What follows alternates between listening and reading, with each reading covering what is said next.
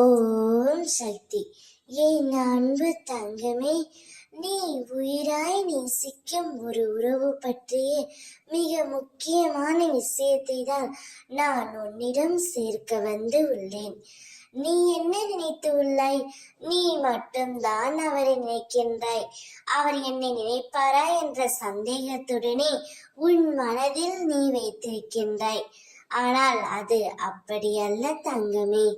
அவரும் உன்னை பற்றி நிற்கின்றார்.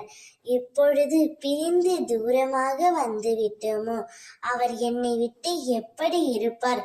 அதேபோல் பல யோசனைகள் அவர்களுக்குள்ளும் ஓடிக்கொண்டே தான் இருக்கின்றது.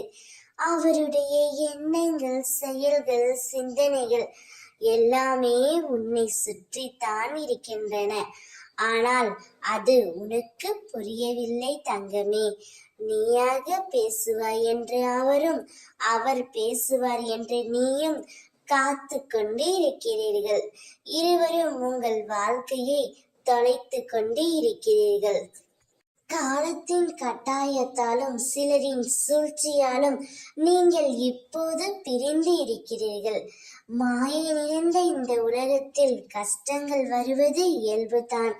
ஆனால் அந்த கஷ்டங்கள் விரைவில் தீரும் செல்வமே. இப்படியே வாழ்க்கை போய்விடுமா என்ற பயம் கொள்ளாதே.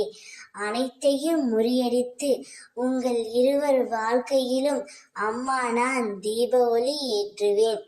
நீ எப்படி அவர் மீது உண்மையான அன்பு வைத்துள்ளாயோ அதே அன்பைத்தான் அவரும் உன்மேல் வைத்திருக்கின்றார். அவர் உனக்காகவே படைக்கப்பட்டவர். அவருடன் சேர்ந்து நிம்மதியான வாழ்க்கையை வாழ் தங்கமே. நான் உன்னை ஆசிர்வதிக்கின்றேன். ஓம் சக்தி.